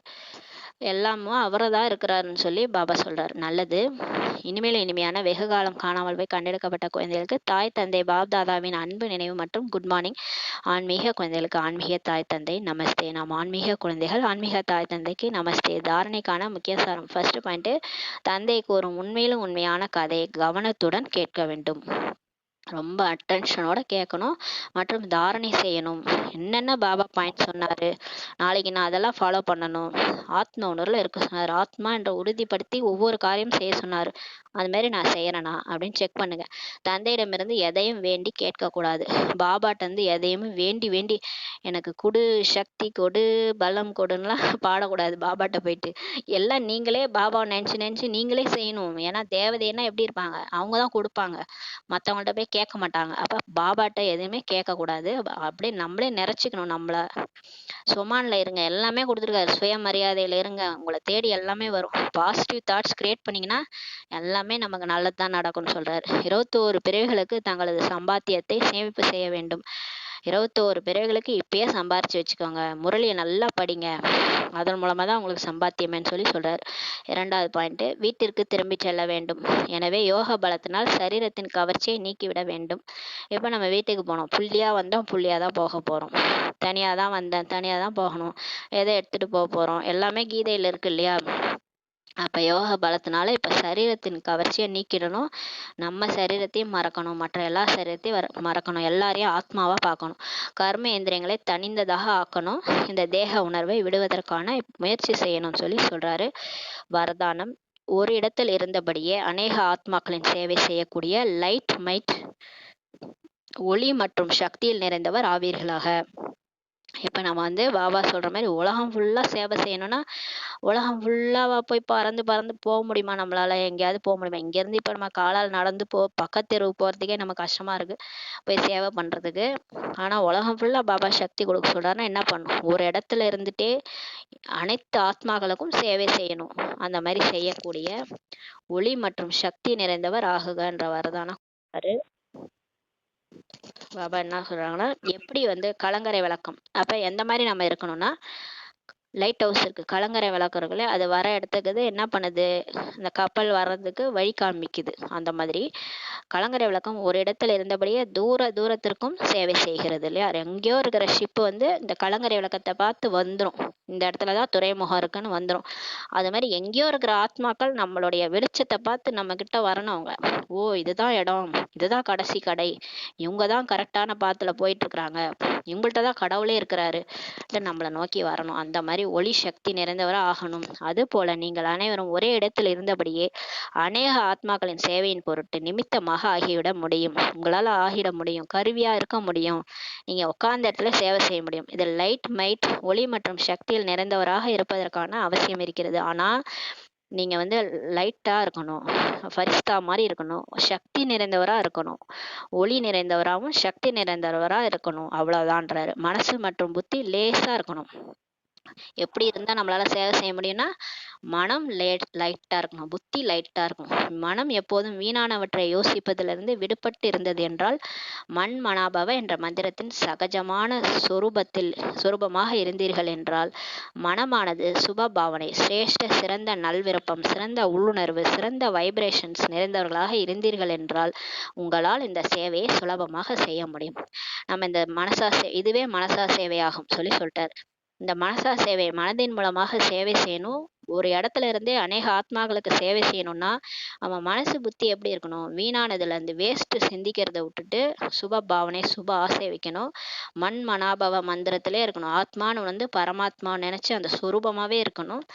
மனசு வந்து சுப பாவனை, நல் விருப்பம், நல்ல உள்ளுணர்வு, நல்ல வைப்ரேஷன்ஸ் இருக்கணும்.